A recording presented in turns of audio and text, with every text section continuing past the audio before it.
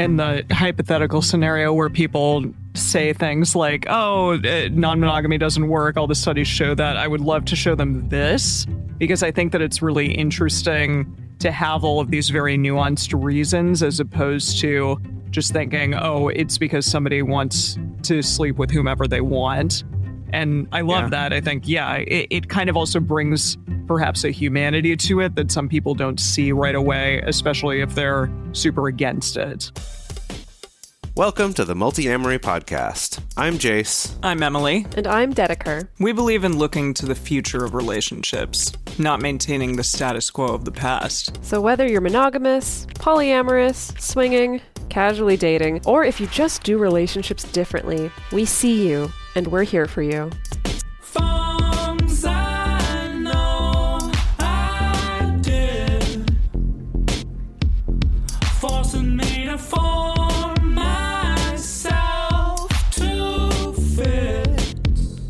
On this episode of the Multiamory podcast, we're going to begin tackling a daunting task that we've been wanting to cover for a long time.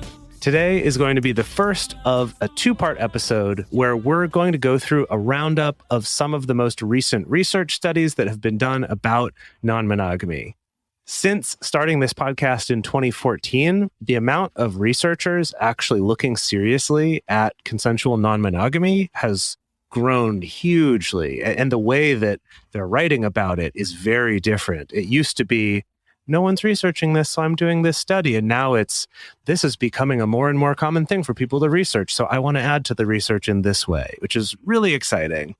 And today, there's just way more information, way more academic papers being written about specific facets of non-monogamous relationships, the people who practice them, their health, the health of their children, and so much more. So today we're going to start by looking at a group of studies about who is practicing non-monogamy, what motivates people to practice non-monogamy, and then also how healthy non-monogamous relationships are in general, and comparing sort of different ways of doing non-monogamy. And then next week, we're going to continue by looking at studies about non-monogamy and how it relates to mental health, sexual health, and the health of children being raised by non-monogamous parents. This is an exciting day. I feel like this could be a fun practice for us to do once a year, once every couple years? Because especially as the pace of research is increasing on this topic, I think there could be some pretty regular updates to give to the people. It's what the people want. Yes. It's what the people need. This is also something that we're planning to put on our website. We're going to have a page, I believe it's multiamory.com/sources, where we're going to put up links to the studies as well as some kind of basic summary information of what's in them so that people have a place to go to look for those things, and we can continue to add to that as we discover research that we think should go on that list. Yeah, the hope is that if someone's ever trying to throw a bunch of like Helen Fisher research at you that makes the claim that non-monogamy is just like biologically impossible, there's just like no way that it comes from. Helen Fisher definitely contributed to that. But yeah, Helen Fisher is all very much on this bent that our brains just like physically cannot tolerate non-monogamy. There's no way that anyone could ever be happy in a non-monogamous relationship. So that if anyone throws that at you, you can just go to our website where all these studies are, nicely compiled and nicely formatted, and just wham, get into a little research fight. Perfect. Love that. Anyway, so we're going to go through each of these studies one by one. And of course, we have to give the caveats that we often give on the show whenever we're looking at research and studies. So again, we always have to be mindful of correlation and causation relationships. So as in causation, if a study says this causes this, that means this factor being in place definitely caused X, Y, and Z to happen. And there's a very strong link. Correlation is a little bit more unclear. They can say that, oh, we found this correlation that people who painted their houses blue were also correlated with having a higher income. But that doesn't necessarily mean if you go and paint your house blue, you're going to automatically have a higher income. Like correlation means we don't know the direction of what's influencing what. It could be because you have a higher income, you can afford that really nice, high quality, low gloss, bare paint or whatever it is. Can you tell that I've recently had to go down a whole rabbit hole of shopping for paint? Yeah. Anyway, so just bear that in mind. We're going to do our best to be clear when a study has talked about a correlation and really clarify that it is not necessarily causation. Yeah, one other caveat with these studies is when it comes to getting participants for these studies, all of them, with one exception, were almost predominantly all white people. You know, we're talking 85% or higher people who identify as white in the studies. What is interesting, though, in the studies that acknowledged that, they did find that when they were looking at it, they did not find that race had any effect on the answers, as in, like, they didn't find different results for non-white races in their studies. And so the studies don't talk about race as a factor, with one exception, which is a study specifically about African-American polyamorists that we'll get to later. And then the last thing, I know I painted this image of you being really triumphant in this research fight against Helen Fisher. And I hope that you are. I genuinely hope that you are. However, of course, we have to remember that the purpose of studies and of research and of science isn't necessarily to prove anything. And our media really likes to grab findings from studies to say, science proved that your blue house is going to increase your income by $10,000 this year, or whatever it is. And that's really not the point. A well-written study is not going to make those kind of claims that, this just empirically proves that this is the case, or empirically proves that this type of communication practice or relationship practice is superior. The whole point is that research builds on other research.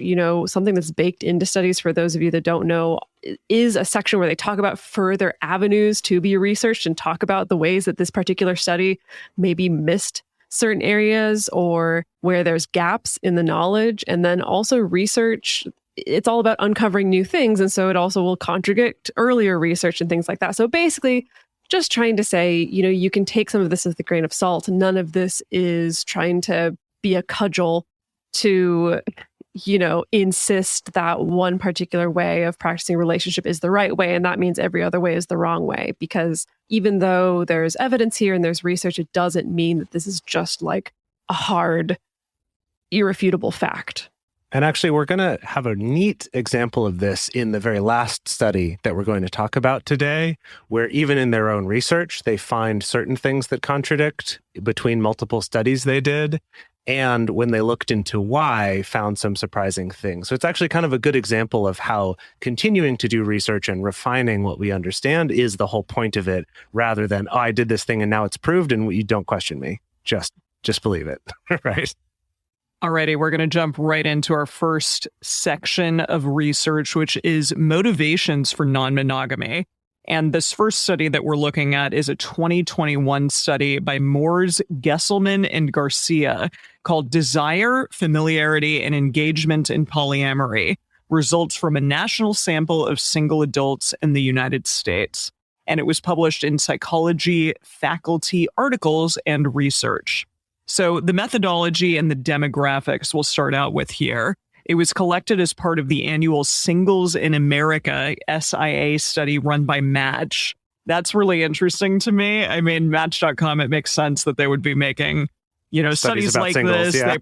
Exactly. That's primarily what they're looking at. So all of the people in the study were over 18. They were single, as we said, and they were English speaking.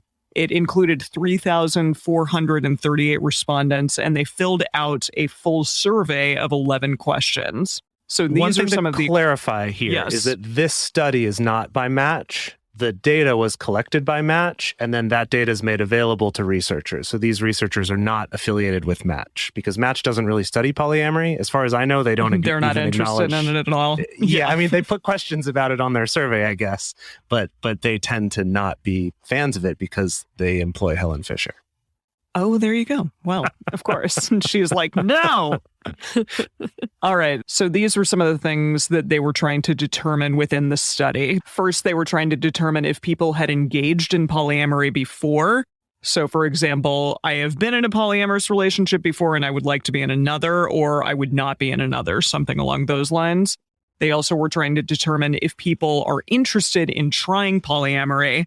Like, I would consider being in a polyamorous relationship if it were more socially acceptable, or I will only consider polyamorous relationships, period. And then finally, they were also trying to determine if they know anyone polyamorous and how they feel about it. So, for example, I know someone who had or who is currently in a polyamorous relationship, or I respect polyamorous people, but I could not do it myself, something along those lines. And their findings were interesting. So 16.8% reported a desire for polyamorous relationships. That's close to that 20% that we talk about. Yes. Yeah, supposedly there's the 20% of people who've ever done some kind of non-monogamy. What's interesting to note about all of these findings is that this study is specifically with people who identify as single. That's who the research is about, which it is kind of an interesting thing in non-monogamy. Because a lot of people open up their already existing relationship, and that's like their gateway into it. Or maybe if someone does have a breakup, it's somewhat unlikely that they would get back down to zero and count themselves as single and be involved in this study. Also, maybe where they were getting their sample from is maybe Match.com subscribers, which are less likely to be polyamorous people. So it's all just stuff to keep in mind, right? I don't know exactly. And I feel specifically answers, young, maybe. If you are calling yourself single, maybe you're younger, it's skewing younger, or also maybe you've just gotten out of like a long-term relationship. Who knows? Yeah, we'd have to check and see. Yeah. So, okay, 16.8% had reported a desire for polyamorous relationships. 10.7% had been in one before. 6.5% know someone who is or has been in polyamorous relationships. 30.4% of people who had been in one previously would do it again. And then of those who had tried it, 21.1% said that they were too possessive to cope with it. That's an interesting turn of phrase. Yeah, that they were just too possessive specifically to cope with it. And 32.8% said that the emotional aspects of polyamory were too challenging. I think that also one's worth noting that the lower number is the jealousy one. Only the 21.1 said it was effectively because of jealousy, that they were too possessive. I do think that's interesting because that's the one people would assume is the main one. And that the larger answer they got was just the kind of the overall emotional aspects of managing multiple relationships was too challenging.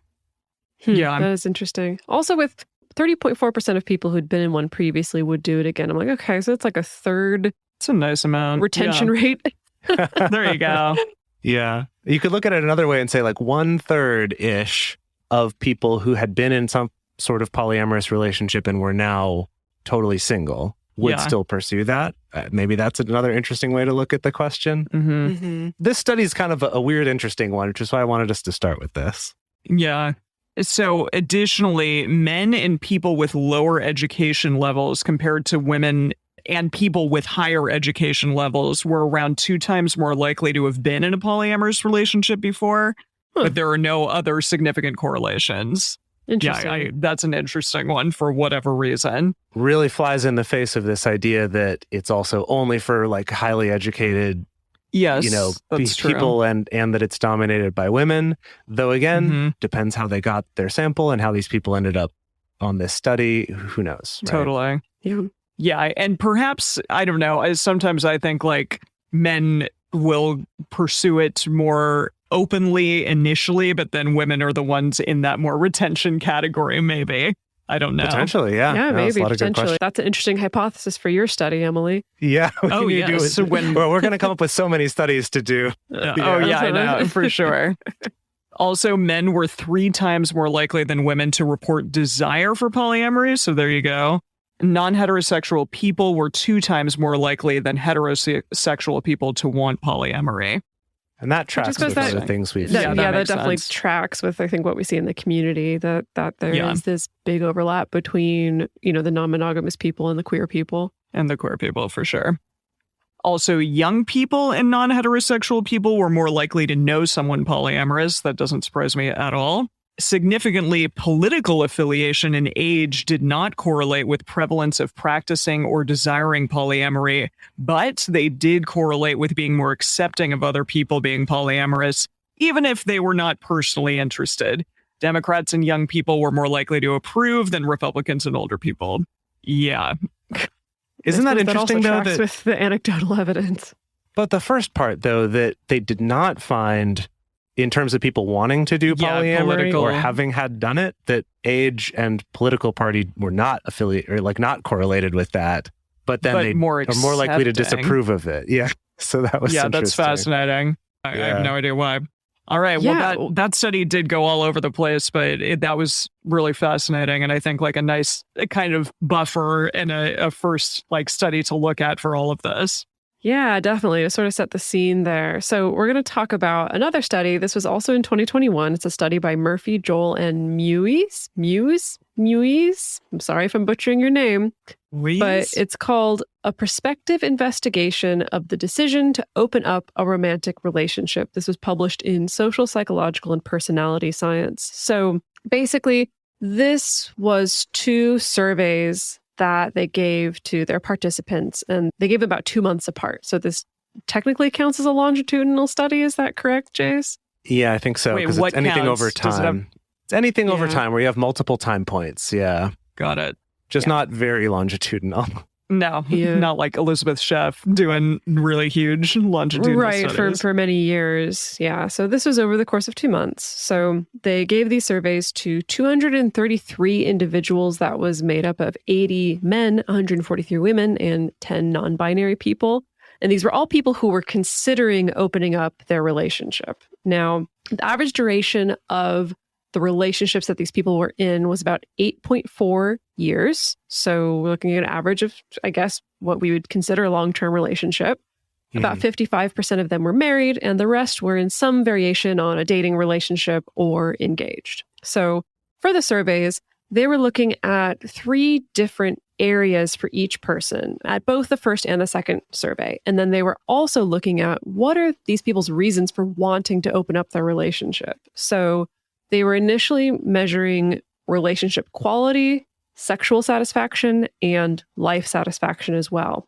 And of all the reasons that people might have for opening up, basically only 2 reasons emerged that had satisfactory data. It doesn't mean these are the only 2 reasons that people open up. It's just these were the ones that had data significant enough for them to pay attention to. And those 2 were intrinsic reasons. So as in, being non-monogamous is my identity, or it's just what I want. Like, this is just a part of me, and that's why I'm interested in opening up my relationship. And the other reason that they looked at was sexual incompatibility reasons. So as in, just my partner and I have different sexual needs, different levels of sexual desire, or different sexual fantasies or sexual interests or things like that. So this is what they found, that in the time between the first survey and the second survey, again, this is just a period of 2 months, about 67% of the respondents had opened up their relationship since the first survey. And then they compared the 2 groups, the ones who had opened up in the meantime and the ones who hadn't. And so they found that those who did open up their relationship had significantly higher relationship satisfaction and life satisfaction. However, it wasn't that different from before they opened up. It just turned out that these people who seemingly came in with already high relationship and life satisfaction were more likely to just actually open up. So that's really interesting. And I think that's a cool one that would surprise a lot of people too, especially if they look at opening up as the stereotype of, oh, it's not working, so we're going to try opening up. But the relationships that were already happier and people who are happier were the ones more likely to actually open up in this particular study. I just thought that was really interesting. And along those same lines, a study confirmed that opening up for these people, it did not decrease relationship satisfaction or life satisfaction, but it also didn't necessarily increase it. It seemed like everything stayed pretty net, neutral, net zero? I don't know what you call that. Yeah, neutral to a little bit positive is kind of what they found, but definitely at least showed evidence that it doesn't make it worse. So that's good. Yeah. However, they did find that opening up did tend to increase sexual satisfaction, while sexual satisfaction went down for the people who had not opened up in that interim. And this was especially true for those people who identified specifically sexual incompatibility as the reason for wanting to be open, which I suppose makes sense. Like, you already are feeling maybe sexually frustrated, or one or both people in the relationship feel like there's incompatibility. We feel motivated to open up our relationship for that reason. 2 months have gone by, it's still unopened. And so I guess chances are pretty good that you'd still be feeling pretty sexually frustrated unless something, I don't know, some surprise solution presented itself in the meantime, which happens for some folks. Now, interestingly, in the study, they didn't find any evidence to support that people with the intrinsic motivations were more satisfied with life or with their relationship after opening up than those with the other motivations. Overall, it basically, whatever people's motivations were, your chances of still having satisfaction with your life or with the relationship seems like that was pretty neutral or had a pretty neutral effect in this particular study. Yeah, this one's really interesting. And later we'll get into some studies that found slightly different things. But I think what this study really brings up is how important it is to note what they didn't find, that a negative is also interesting, right? So say you hypothesize that the people who wanted to open up just for their own reasons versus some kind of sexual incompatibility issue would somehow end up happier when they did open up, and they didn't find that. That's interesting, right? The fact that they didn't find something is also sometimes significant. So that's one of the cool things about science. All right. So this next study here that's still on this same topic of people's motivations for opening up. This is a 2021 study by Wood, DeSantis, Desmarais, and Milhausen called Motivations. That was lovely. So French with that, done. Jase. I don't know if it's a French name or not, but here we are. I'm from Arkansas, but that's fine. It just felt bad to say like Desmarais as the name. You can say it both that ways. Just cover all your bases. Okay. Desmarais or Desmarais or some variation on that. And Milhausen. This is called Motivations for Engaging in Consensually Non-Monogamous Relationships, published in the Archives of Sexual Behavior. I like that one. The title's real straightforward. It's just, this is what we're doing. So this one was an online survey. You'll find that pretty much all of these studies that we're talking about today are online surveys of some kind. This one, though, is specifically targeted to people in consensually non-monogamous communities. So, like the Reddit polyamory and Reddit non-monogamy groups, followers of sexuality educators on Twitter, things like that. Like that's kind of how they tried to seek out respondents who were maybe you non-monogamous. out there. You might have been part of this. I know. Yes, you may have been part of those. These are all pretty recent, so there's a good chance that some of our listeners ended up on these studies. So in this, they ended up with 540 individuals who are currently in a consensually non-monogamous relationship and who answered all of their questions. And this one, they were open-ended questions. They ended up with an average age of 35, although their range was everything from 18 to 82 years old, mostly Canadian and United States citizens, mostly white, as we mentioned before. And 67% were in polyamorous relationships, and the others were in some other kind of consensually non-monogamous relationship. And this was basically one question that they got to write however much they wanted to answer. And the question was, please tell us about your reasons for participating in a multi-partnered / consensually non-monogamous relationship. And that's it. Go. Do with it what you will. You can do a study on something like that. That's really interesting. Well, I guess they would call it like a qualitative study, right? Yeah. Okay. Like when people do, something like this, or like if you're bringing people in and sitting them down for interviews where it's less about checking boxes or tell me how like extremely Finding satisfied to not satisfied or strongly agree or only kind of agree. Like instead of that it is more about this qualitative content and like kind of sifting and parsing data out of that. So many of the studies we find are the opposite of that. So this is just cool that it's simply one question and then go, and we find different things from that. Very fun. Yeah. I mean, from my understanding of it, basically crunching the numbers and doing your data on a quantitative study. So something where people are answering like a 5 agree, 1 disagree, somewhere on that scale, versus a qualitative study like this, where it's just having to analyze what people write.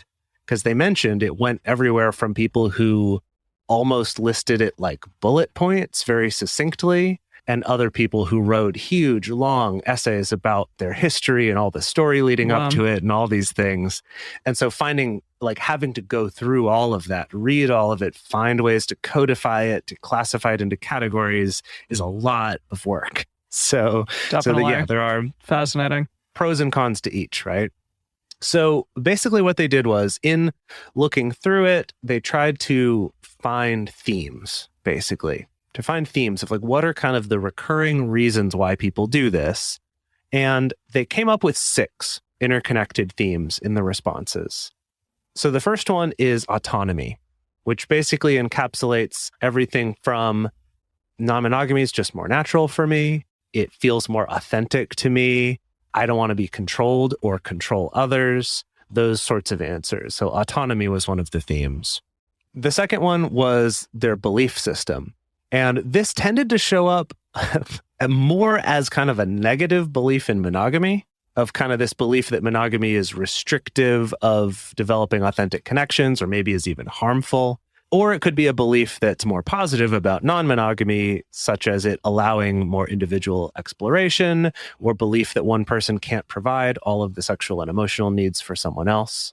So that's belief system. The third one was relationality, which basically means because I want to focus on my relationships, and saying that non-monogamy helps them to form, enhance, or maintain relationships. Mostly, this was in the context of sexual and romantic relationships, but the researchers did acknowledge that several people also mentioned specifically friendships, that they were able to focus more on those, as well as creating community with like-minded people and for allowing more integrity in the relationships that they do have. So relationality was the third theme. Fourth theme was sexuality. So that's the freedom to express yourself sexually or to live your sexual identity, interest in variety, novelty, or just excitement in sex, or, as we mentioned in a previous study, that ability to accommodate discrepancies in sexual desires or preferences or things like that with a partner. Then the fifth one was growth and expansion. So that's a desire for personal growth that's fostered in non-monogamy. That's something we've definitely talked about before on this show, that kind of idea that you can learn more about yourself through different relationships. It allows relationships to grow and change in ways that feel more natural.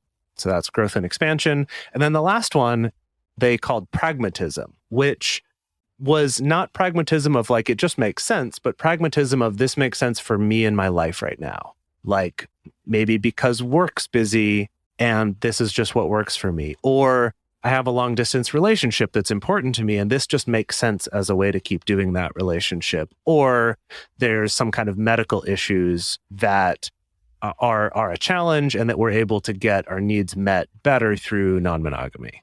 And the takeaway that the researchers came to from this is basically just that the reasons why people do it are a lot more varied and were more intrinsic than a lot of people assume. That there tends to be that assumption of, oh, it's just that they're looking for sexual excitement, or maybe just some kind of pragmatic thing of like sexual differences. And we'll see that a lot of other studies focus on those too, because I think some early studies focused on those and everyone else has kind of kept going on that theme. But this study, being more qualitative, was able to explore this further and showed that there were a lot of other reasons involved than just those. In the hypothetical scenario where people say things like, oh, non-monogamy doesn't work, all the studies show that, I would love to show them this, because I think that it's really interesting to have all of these very nuanced reasons as opposed to just thinking, oh, it's because somebody wants to sleep with whomever they want. And I love that. I think, it kind of also brings perhaps a humanity to it that some people don't see right away, especially if they're super against it. Mm-hmm. Yeah. So looking at this list and these reoccurring themes of autonomy, one's belief system, relationality, sexuality, growth and expansion, pragmatism, I'm thinking about our interview with Lola Phoenix a few episodes back, where they were talking about finding your anchor, finding your reason why, or finding what motivates you. And this seems like, I just end up working with a lot of folks who sometimes get a little lost, especially when they're new to non-monogamy, of, I know I want to do this, but I'm not entirely sure why, or what actually excites me, especially people who are not partnered necessarily, who are single, who are still trying to navigate, I know I don't want monogamy, but I'm not entirely sure what's the really exciting part here for me. That even having this list of just examples, I think could really help people with brainstorming and getting a sense of, oh, what actually is in this for me? Does it feel like it's related to sexuality, or is it about the autonomy? I can see this as at least a good starting point for people to, to kind of find some ground to put their feet on. So our next study looks at kink. It's a 2021 study by Alora and Sprott, which are two of the greatest names I've ever heard in my life, called Consensual Non-Monogamy Among Kink-Identified Adults: Characteristics, Relationship Experiences, and unique motivations for polyamory and open relationships. It was published in the Archives of Sexual Behavior. And these are results from two different studies. One was a U.S. national quantitative study of 690 adults, and one was a qualitative study of 70 adults in Northern California, which surprises me not at all, Dedeker.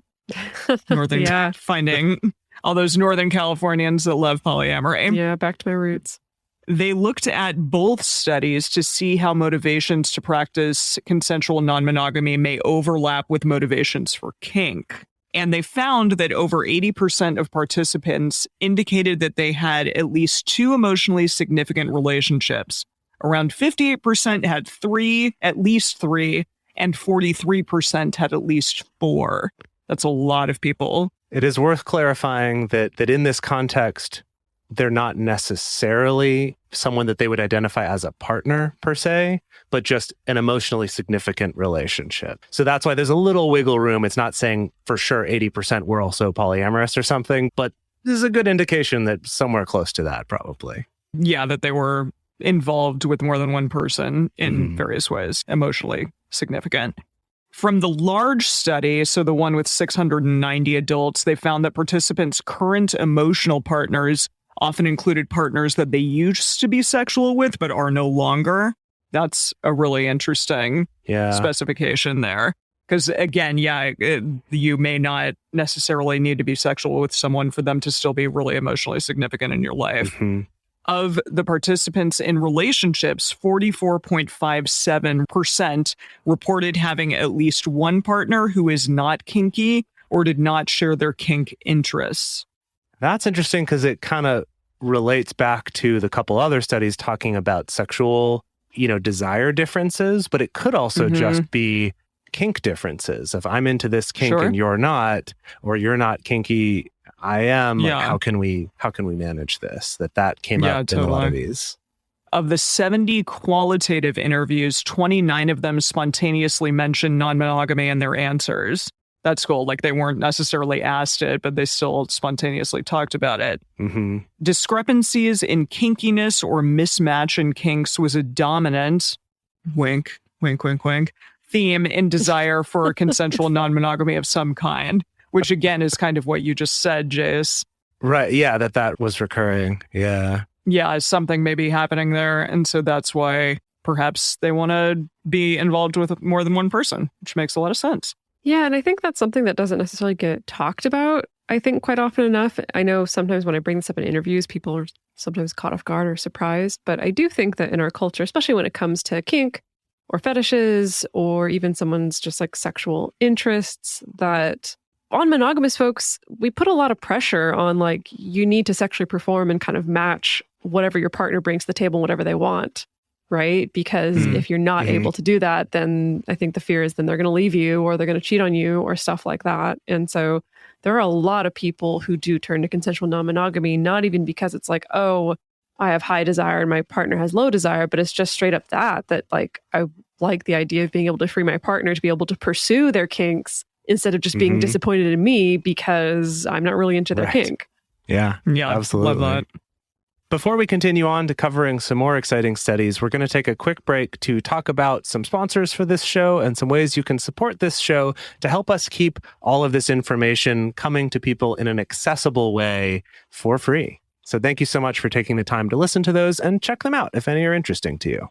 And we're back, and now we're going to be looking at studies that are examining the demographics of non-monogamy, just getting curious about who's doing this. Who's getting up to all these non-monogamy shenanigans? So first, we're looking at a 2019 study by Balzerini, Dharma, Kohut, Holmes, Campbell, Lay-Miller, and Harmon, called Demographic Comparison of American Individuals in Polyamorous and Monogamous Relationships. This was published in the Journal of Sex Research. So basically, they got 2 different convenience samples. And what a convenience sample is, well, it's better to just explain.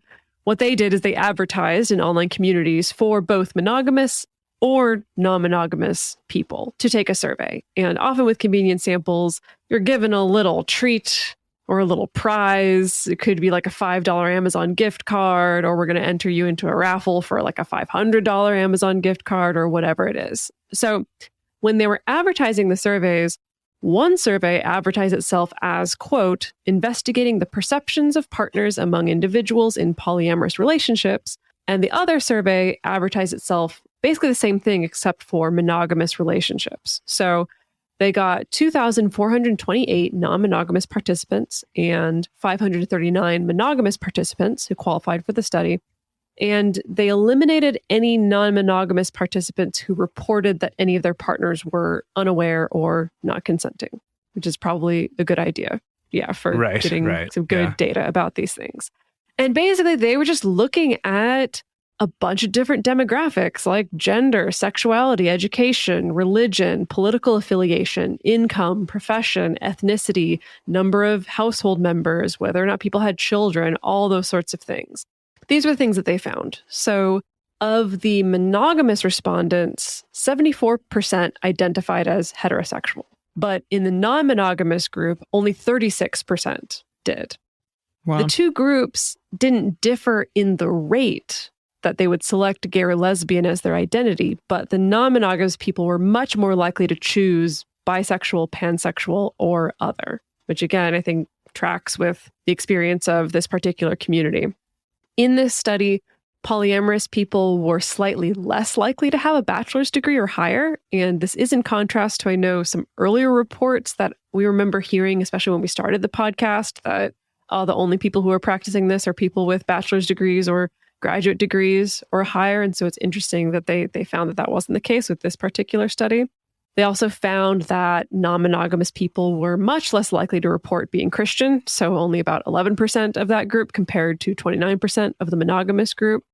About 70% of both groups reported that their parents were Christian. So, 70%? That blows my mind. I know. Wow. A lot of us have that ex-Christian baggage. Yeah. Or the baggage from being raised by Christian parents. My goodness.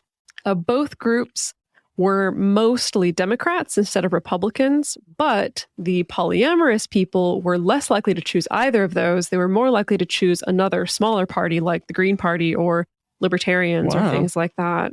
Yeah. To be clear, the majority still picked Democrat or Republican, but that they were more likely to pick a smaller party than the monogamous people. The polyamorous group overall reported lower income than the monogamous group by a few percentage points. Again, going in the face of this idea that it's just for rich, educated people, right? Which I love that, though, because that helps access needs, like people who need or want to live in a big community so that they're able to afford things or have childcare, stuff like that. I mean, Lola Phoenix also talked about that. Yeah. Right. So this is interesting. The main career differences were that the polyamorous group were a bit more likely to be in IT. So as in 18% of the non-monogamous group versus 10% of the monogamous group. And the monogamous group were more likely to work in education. So 15% of the monogamous group versus 7%. Both groups were equally likely to be married and also equally likely to have children living at home. And again, the study had predominantly white respondents, which is likely due to their methods for collecting the sample. So the data around ethnicity is not necessarily very enlightening. Yeah. So now to kind of contrast that with this other study, this is a 2020 study by Saintville, LeBlanc, and Giles, which is the who and why of consensual non-monogamy among African Americans. And this was published in the Archives of Sexual Behavior.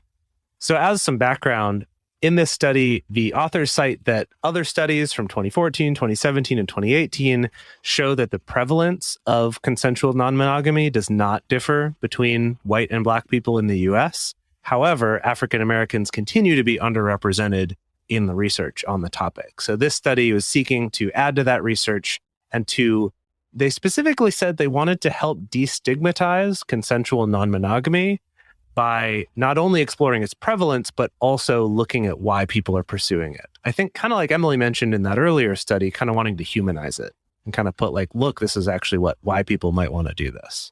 So for this one, it was another online survey of 1,050 African Americans aged 18 to 40. So this one was specifically looking at that age range, which I learned this age range is generally referred to as emerging adulthood, which is kind of this... You're almost out of emerging adulthood, Jase. Well, yeah. I think usually the emerging adulthood's more like 18 to 30-ish, but it's kind of in that college through trying to get your life started kind of time. So this is sort of in that and a little more into adulthood, I guess. The average age was 29 and about half men, half women in this particular study. So this was a 20-minute long survey. So they got to a lot of stuff, but about the prevalence of non-monogamy, attitudes toward it, attitudes toward monogamy, infidelity, willingness to engage in consensual non-monogamy, relationship satisfaction, safe sex practices, religion, life experiences, trauma, etc. They looked at a whole lot of stuff. And of that, the things that they found that they pointed out in the study was that 6.2% of their people in their study reported engagement in consensual non-monogamy at some point in their life. Now that's interesting because it's lower than the 20% that we've heard in other studies. And it does make me curious about, kind of how they went about collecting, the people for this, if that might have any bearing on it, if the age might have an effect on that, if they were younger and hadn't had that experience, or maybe they were older, so they hadn't. I'm not sure what. So that's interesting. Of all the demographic variables, right? So like income, political affiliation, all that sort of stuff, the only one they found to be a strong predictor of whether they had done consensual non-monogamy was if they were not straight, if they were not heterosexual. So heterosexuals were 73% less likely to have engaged in consensual non-monogamy. So again, similar to the other studies that we've looked at. Of the people who had practiced consensual non-monogamy in the past, the most common reason, 66% of people, was excitement and or need for sexual satisfaction. The next most common answer, 25% of the respondents gave, which was not wanting to be in a committed relationship. And I did think this was interesting, but they did not find any correlation with household income or education level, despite, again, that common perception that it's this educated upper class phenomenon. And they found that age and religion did not have a significant effect in predicting whether someone was interested in or had done consensual non-monogamy in the past. So what I think is interesting about this study is just that it backs up a lot of the other studies that we've looked at. There's a few things that are a little different, which, again, this is why we need more of this research, because these other ones have been, we're basing our study off of these 3 other studies before us, and so we're able to really refine this data, whereas this is really the first one I know of that's asking these questions at all, in specifically trying to look at African Americans. So there's more work to be done here, but it is interesting that at least on the surface, it seems pretty similar to the others. Now we're going to move on to the section kind of under the umbrella of non-monogamy and relationship health. So this next study was from 2019, and it's a study by Balzerani, Dharma, Kohut, Campbell, Lee Miller, Harmon, and Holmes. The study was called Comparing Relationship Quality Across Different Types of Romantic Partners in Polyamorous and Monogamous Relationships. And it was published in the Archives of Sexual Behavior, as a few of these have been. Mm-hmm. Now, this was taken from 2 online convenience samples of individuals in polyamorous and monogamous relationships obtained in 2013. That's interesting. So this study was published in 2019, but the samples were taken from 2013. It included just over 2,000 people, and most of the respondents were, again, in that emerging adulthood category, which they called 18 to 35. So not 18 to 40, but a little bit younger than that. Mm-hmm. Now, for the polyamorous people, they were asked to self-identify as being in a primary secondary. This is, quote, primary secondary, quote, co-primary, or, quote, no primary type structure. So, okay, that makes sense. Like, yeah, a primary relationship and a secondary, or 2 people or more that like essentially operate as primaries, or non-hierarchical, I guess, no primaries. Yeah, or kind of like the multi-secondary model, or however Yes. you'd want to say it. People look at it different ways, yeah. Yeah. Yeah, and this is interesting. They removed anyone who did not fit in these 3 categories, which was over a third of the participants. And it was unclear exactly what other options they gave. But Fascinating. yeah, they removed anyone else. I know. So that 2,000 number of people, that's after they removed it. It was like 3,500 people first, and they eliminated tons of them because they didn't fit into one of these three categories, which is Really maybe a whole interesting. other paper that someone else will write based on this data. Yeah. They answered questions to determine things like relationship acceptance by friends and family, relationship romantic secrecy from friends, family, or others. So how secretive they were about their romantic relationship, and then also investment in the relationship, things like commitment level, relationship satisfaction, jealousy, perceived quality of alternatives. So I guess quality of like alternatives to this type of relationship structure. No, more like, do you think I'd be just as happy with someone else that's not this person? Like I could just as easily get my needs met from someone else, that type of alternatives. Also, quality of communication and proportion of time spent on sexual activity with their partners. Wow. Yeah. Like how much, what else do you do with this person? Yeah, is it only sex-based or not? That's really interesting. Mm-hmm. For the polyamorous people, the answers were separate for each of their partners. That makes sense. Yeah, because it's not going to be one answer for everyone. Yeah.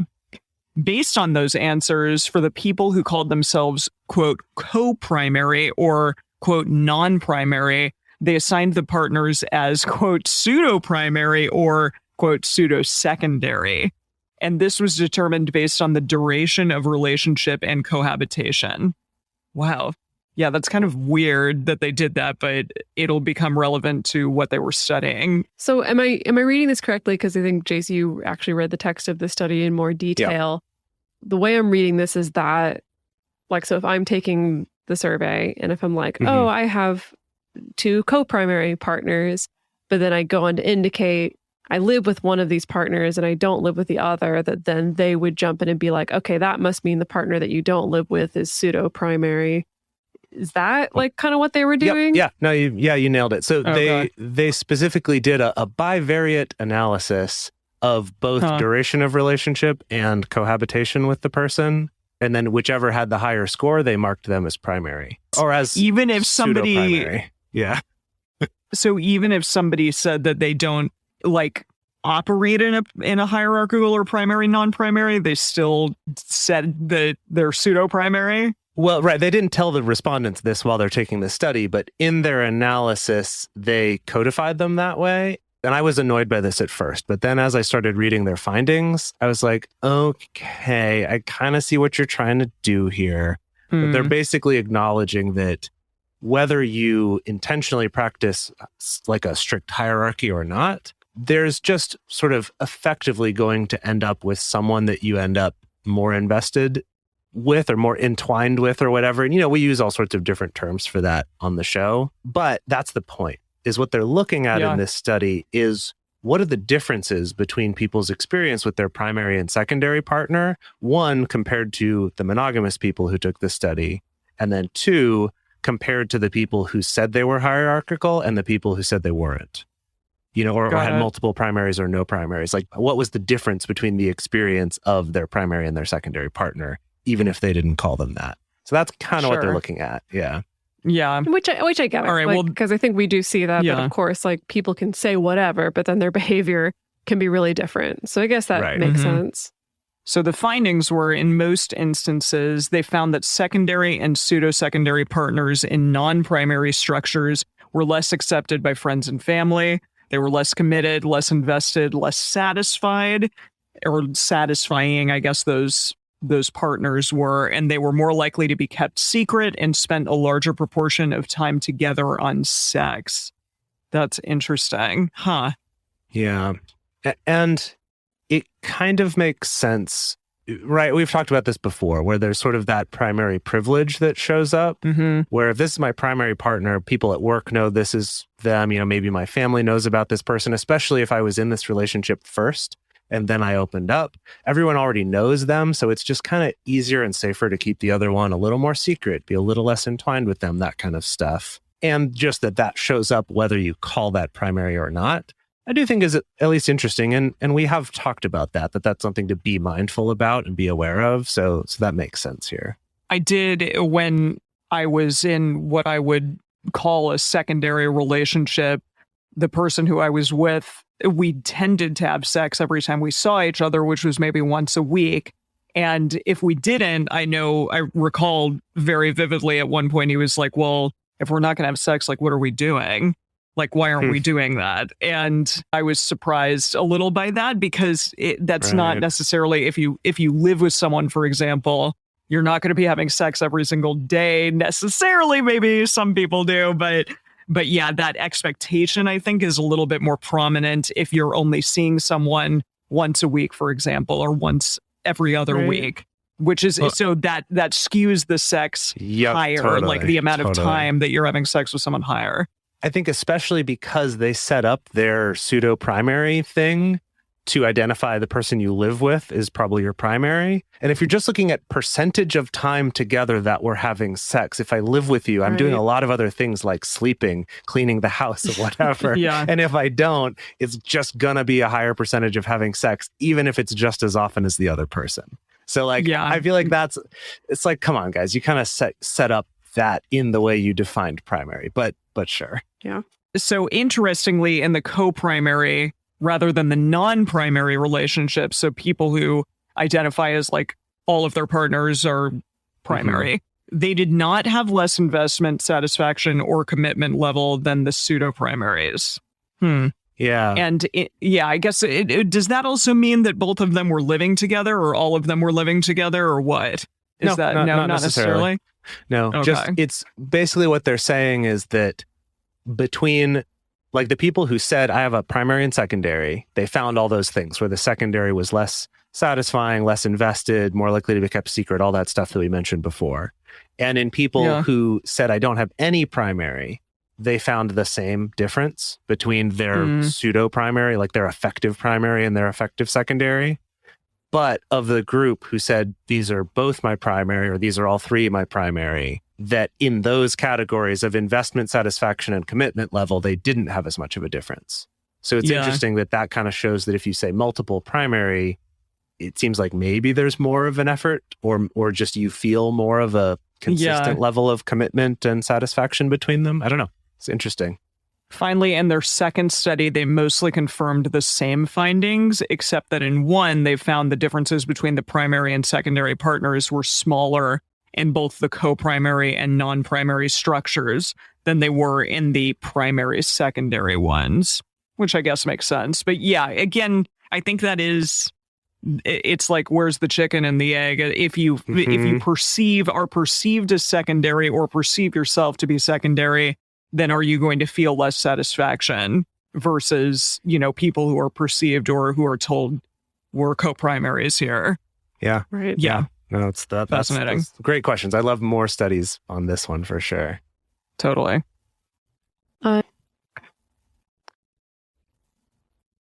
Next one is a 2021 study by Conley and Piedmont called Are There, quote, better and, quote, worse ways to be consensually non-monogamous? CNM types and CNM specific predictors of dyadic adjustment. This seems interesting. This was published in the Archives of Sexual Behavior. So basically, they did 5 total studies for this one. All of them used online questionnaires, and they were focused on evaluating the differences in relationship quality between people who are polyamorous, people who are swingers, and people who are in open relationships. And now these researchers characterize the differences this way. So basically, they defined swinging as having sexual experiences together. They defined an open relationship as having separate sexual relationships, but not romance or love. And they defined polyamory as having separate sexual and romantic relationships. I know some people will hear that and get really, really angry that they oversimplified it, or some people will be like, oh, wow, it's finally clear. You can have your reaction, but that's the terms that they decided for this particular research study. And they were only evaluating people's quote unquote primary relationships. So in the first 3 studies, they were evaluating the differences between these 3 groups on their relationship satisfaction, their commitment, their sense of passionate love, levels of jealousy, and also trust. So specifically, these first 3 studies, they were working to validate some of the previous findings from a 2017 study by Conley, Piedmont, Gosakova, and Rubin from the University of Michigan. Now, this older study was looking at all those same factors, but just comparing them between consensual non-monogamy and monogamous relationships. So they didn't necessarily get more granular into the different types of consensual non-monogamy. And again, each study here didn't necessarily look at all of those traits, but they did kind of overlap in some of those categories. So this is what they found. Firstly, that universally, the people who were in open relationships self-reported less relationship satisfaction, less passionate love, less trust, and more jealousy than either the polyamorous or the swinging groups. And also, between the 3 different studies, they found that between polyamory and swinging, different studies showed higher or lower jealousy or trust or satisfaction between the 2 groups. So that's interesting. It was kind of all over the place between their different studies. They didn't find necessarily a consistent result. So overall, what they were able to conclude, the one consistent thing they found was that people specifically in open relationships were consistently less happy in their relationships than either, the polyamorous people or the swingers. So then they have to figure out why. And that's where the second 2 studies come in. Ooh. And I thought this was fascinating. So basically they said, okay, we found this trend and we've replicated this across 3 studies. Now let's try to look at why. And for these, they actually used different sets of responses from studies 2 and 3 previously. So they were able to kind of look back at that data, and they'd kind of put in some questions specifically to answer these, but did sort of a separate analysis of them based on what they found previously. So of those, they were trying to focus on why the people in open relationships are having worse scores on this. So study number 4 focused on communication skills. So basically that was one of their hypotheses, was that, well, all the polyamory books and consensual non-monogamy resources really talk a lot about communication skills. And they noticed that the communication skills that are often taught in the books and podcasts and resources line up with some fairly well-validated interventions that are used in marriage therapy, specifically one that's called PrEP, which not like the prophylactic drug, but PrEP is one, and then CARE, C-A-R-E, are the 2 different systems. So what they did is they looked at, based on their answers, do you have communication skills that are in line with these methodologies that are used in marriage counseling, to kind of see like, do you just have maybe better communication techniques? And then they also looked at how much they held pro-monogamy beliefs. So they were thinking that perhaps people in open relationships are more likely to think monogamy is a better, more ideal thing to do. They just don't happen to be doing it. And so maybe that's leading to their lack of satisfaction. Those were the hypotheses that they were testing.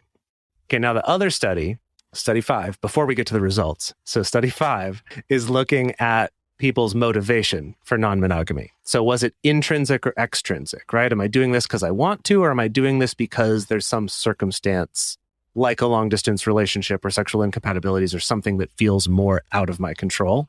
And then they also looked at how well do you know your metamors, thinking that perhaps polyamorous people and swingers might be more likely to know their metamors than open relationships, and maybe that's part of it.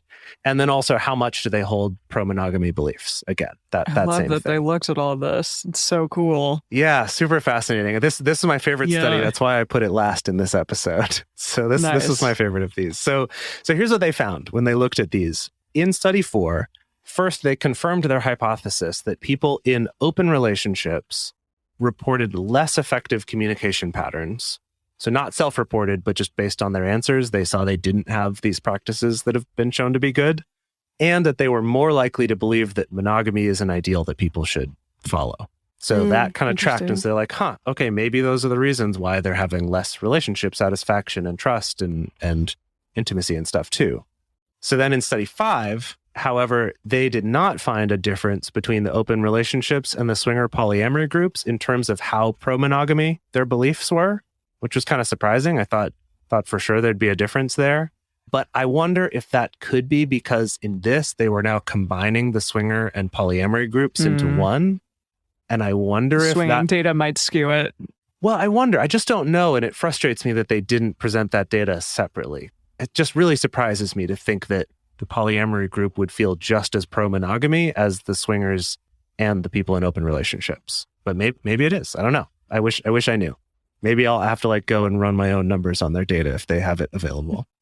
So one thing they did find too is that having more extrinsic motivation led to lower satisfaction, and that having better communication techniques led to higher satisfaction. So those things kind of like they expected. So that the open relationship people tended to have less good communication, and that they found that communication led to higher satisfaction, or good communication led to higher satisfaction. Yay, exactly. Yes, exactly. What I thought was really interesting was this last part they did in their analysis was that overall, the people in open relationships had more extrinsic motivation in their study. So more likely were doing it because of some other factor out of their control rather than just because they want to. And that they had less effective communication techniques, and that they ended up less satisfied and less trusting in their relationships.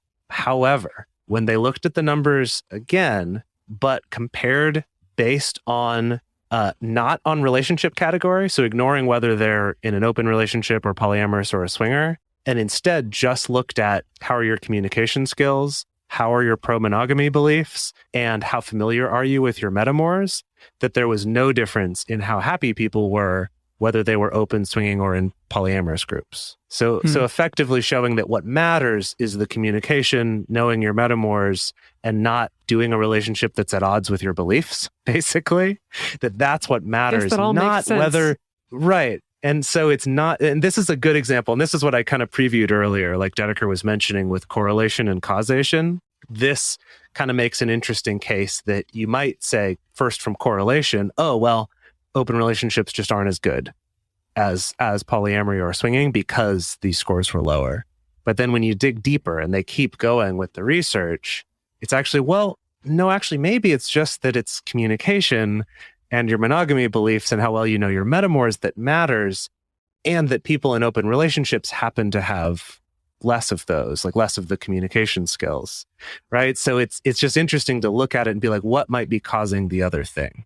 And it might not be what you think it is at first. So overall, I think kind of the cool takeaway is just having more intrinsic reasons for why you're doing it, and then also having good communication strategies and knowing your metamors is going to get you more success. And there seems to be a lot of evidence to support that, which I love, because that's what we're all about here. If you go to multiamory.com/sources, that's where you can find basically links to all of these studies. We could probably post it also with a little summary of the findings, because, sometimes dropping in links, the unfortunate, frustrating thing is a lot of these studies are hidden behind a paywall. So if you've been to that link before, we already have some studies there. A lot of them are from 2016, 2017 or so. We'll probably still leave those up, but we will add these more up-to-date research studies and hopefully keep that page updated into infinity and beyond for as long as they're doing research about non-monogamy and as long as we're doing this show. And we hope you all join us next week as we continue our research roundup. We're going to look at studies on non-monogamy and its relation to mental health, sexual health, and the health of children raised by non-monogamous parents.